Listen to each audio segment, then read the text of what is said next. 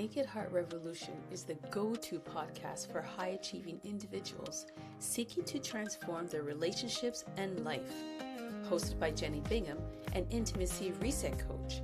Each episode explores emotional reconnection, personal growth, or business insight through expert guests sharing real stories and strategies. Whether you want to deepen your connection with your partner or elevate your business, this podcast delivers the tools and mindset shifts needed for lasting change. Subscribe to join the community focused on intentional healing and empowerment.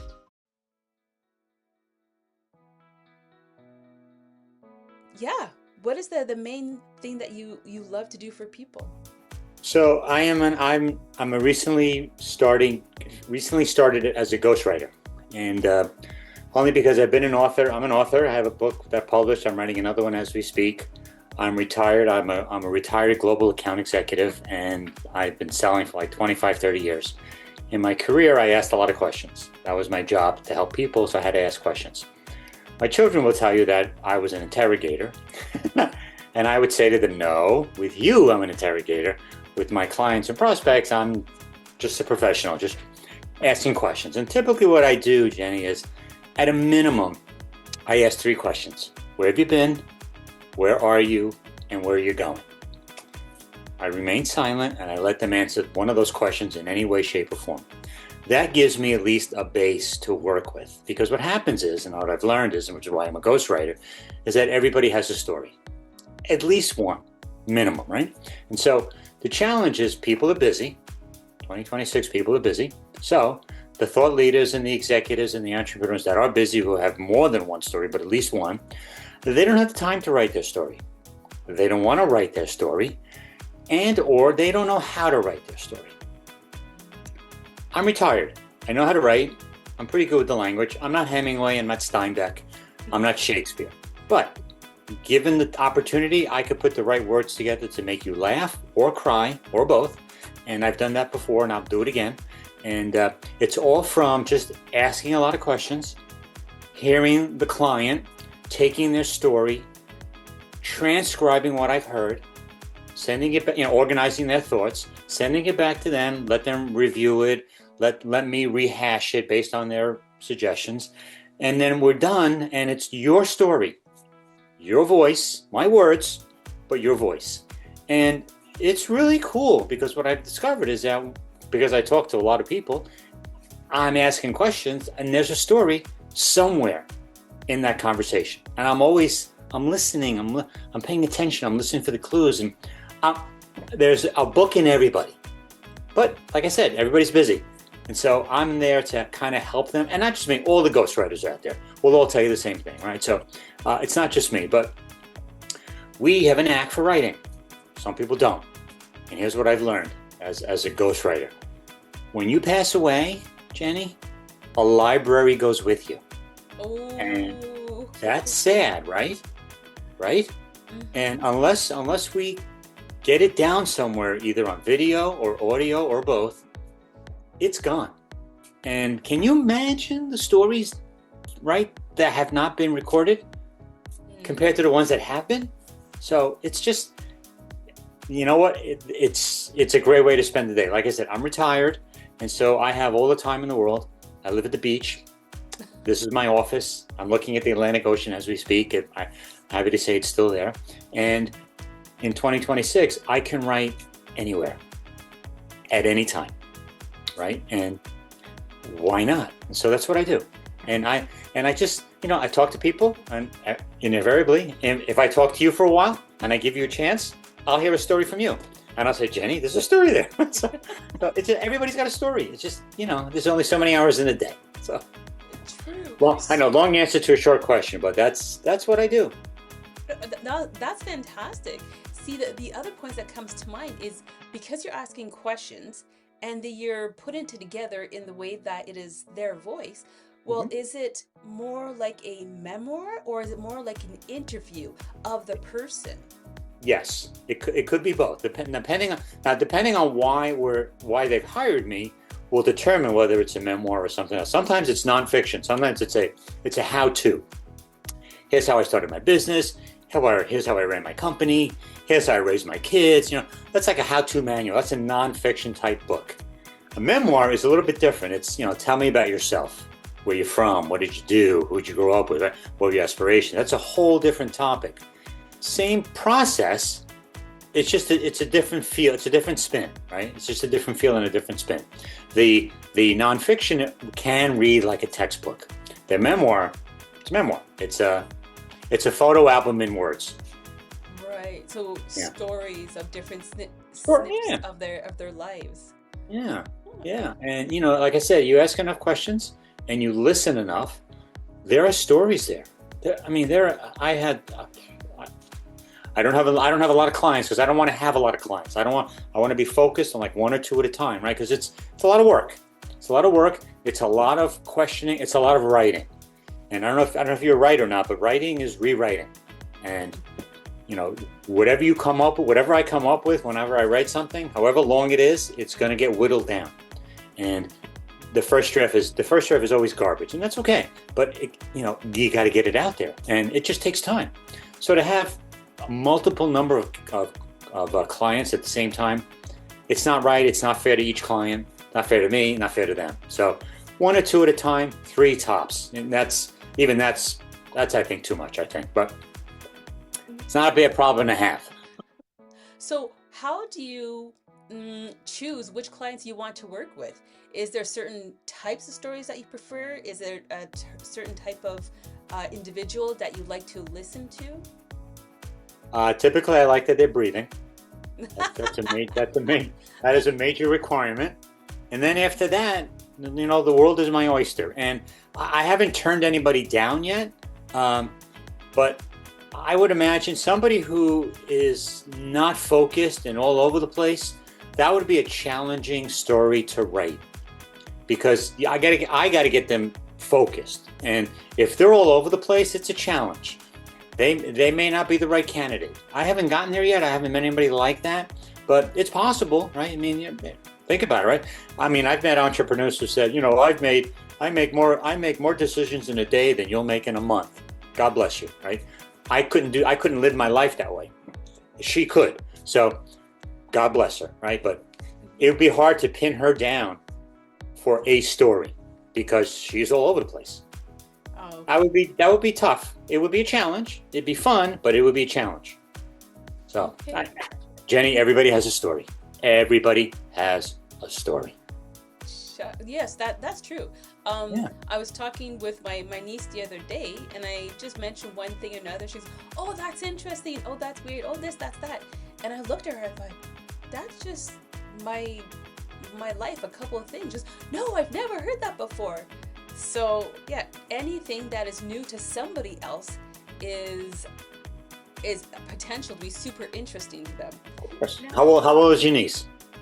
At the time, she was 9. 9. A 9-year-old. You said something that resonated with a 9-year-old. Think about that, Jenny. Think about that. If she was 29, can you imagine? Can you imagine? How right? Good that would be. Everybody's got a story, and to your point, everybody hears something different, right? For her, it's brand new. For you, it's old hat. But you know what? How many other 9-year-olds out there, 9-year-old girls, would hear your story and say, "Wow, what a cool story!"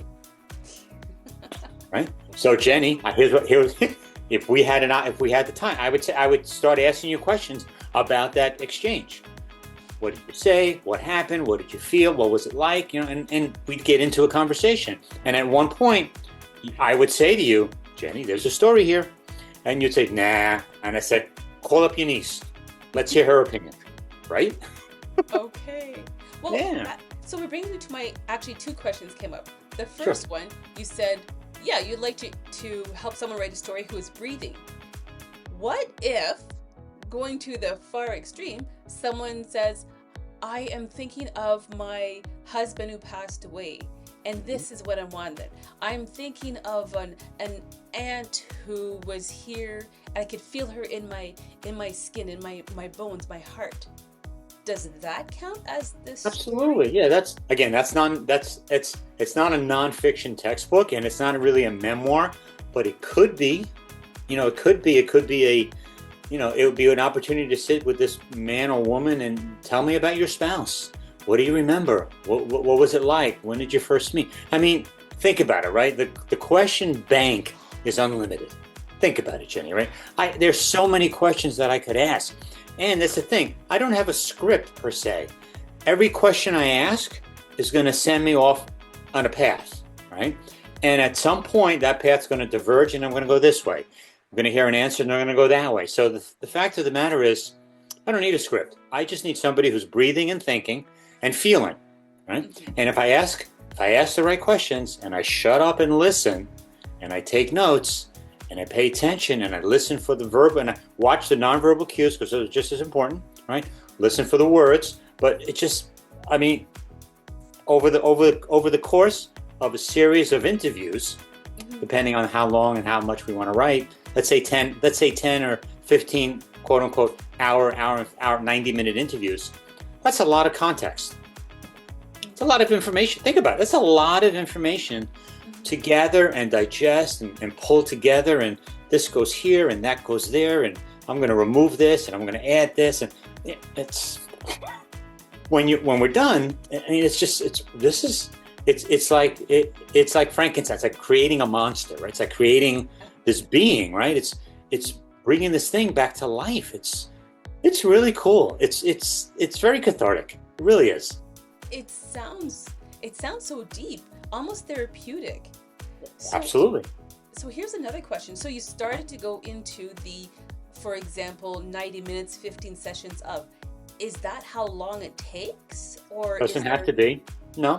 Like I said, it depends on what we're talking about, the subject, the content, how knowledgeable you are, how much experience you have, how much you want to share, how much you don't want to share, how long you want the story to be, how short you want it to be. It could be, I don't know, I'm making up numbers. It could be a 50-page booklet, right, that you create for your family.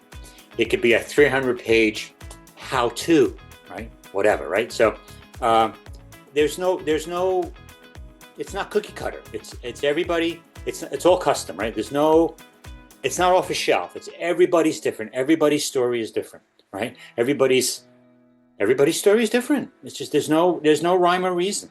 The only thing that's common is that everybody has a story. Right? Cool. So tell me, is it something where people has come to you say, okay, I want a story, but I'm not quite sure how to go about it? Yeah, exactly. Yeah. They'll say, Joey, I don't have the time. You're right. I don't want to write it. You're right. I don't know how to write it. You're definitely right. And so people just don't know. They forgot their 9th grade English. They forgot how a noun and a verb put together and maybe with an adjective thrown in creates a sentence. Have enough of those sentences, you got a paragraph. Enough paragraphs, you got a chapter. People don't get that. There's a rhyme and a reason. There's a science to writing, but there's also an art, right? And we're all different, right? And so some people just don't have it, and that's okay, right? Right? If we all played second base, Jenny, who would be in the outfield, right? Nobody has all the skills that they need every day to do everything. That's why we hire accountants. That's why we hire lawyers. That's why we hire our auto mechanic, our hairdresser, our dry cleaner, right? Everybody's got an expertise. So you can't, not everybody knows how to write, and that's okay. There are people who do. Hello. So and again, I'm low key. I'm low pressure. You want to do this? That's great. You don't? That's fine. I'm not going to pressure you. I got plenty of people to talk to. If it doesn't make sense for you, if it's not right, if we're not clicking, it's my fault. It's not yours. It's on me. It's not on you. So it is what it is. But there's plenty of people to talk to. There's 1,000 gazillion stories out there. It's just a matter of making the connection and finding that right person who wants me to sit down with them on a regular basis over the series of a couple of weeks, whatever, and put together a story for them. Happy to do it. So it's like it's a lot of fun. It's a lot of work, but it's a lot of fun. Okay, so then would you meet, for example, once a week or twice a week, or does that depend on something particular? It depends. Again, not cookie cutter. At a minimum, once a week. More than once a week is too much. It's too much time. I need a week to have the conversation and then assimilate and write what I heard. and put it in your voice. It takes at least a week, maybe 2, depending on how much we talked. Every 2 weeks, it's a little long, but at a minimum once a week, right? And again, that conversation can be 60 minutes, maybe 90. It's usually about 60 minutes. You can say a lot in 60 minutes. And again, I gotta write it. Is the other thing, because I love to write. I know how I write, but I can't write for me. I gotta write for you. It's got to be in your voice. So that takes a little bit of tweaking.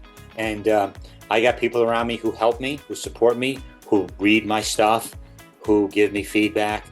They're not editors per se, but they're more like a sounding board. They're like a sounding board, right? A board of directors, right? And they help me. They, because I know how to write, but I'm not Hemingway, I'm not Shakespeare. So I have a lot to learn as well, right? And the other thing is, I'm sitting in the forest. I can't see the trees. So somebody will say, Joey, you're using this word too many times, or you're using too many metaphors, or you're using too many contractions, or whatever the case may be, right? Because here's the thing, when I write conversationally. I pretend you and I are sitting across from a table and we're having a conversation. If that's not how you speak and you're my client, I got to fix that. I got to tweak that, right? Because when we're done, right? Here's the thing, when we're done and the book is published, whatever, my name is nowhere to be found. It's all you. You get the byline, you get all the credit. Unless you acknowledge me in the acknowledgements, or you put me on the bottom of the top of the cover, told by whatever, ghostwritten by, I'm not on there, and that's okay. I'm from New York. I got thick skin. I got a big ego, but I check it at the door. Like I said, I've been in sales 25, 30 years. I check my ego at the door. So we agree. I'm going to help you. I'm going to write your story. But when we're done and I hand off the IP to you, the intellectual property, it's yours. And you do with it what you want. And if you publish it and it's your name on it, that's okay. I'm all right with that. Oh, that is completely refreshing. We're in a spot where so many people want to have that dedication, that acknowledgement, just be on top, even though they're helping others. But in your statements, like, no, it's okay. It's about you, it's for you, it's what you want to say. So that's definitely refreshing.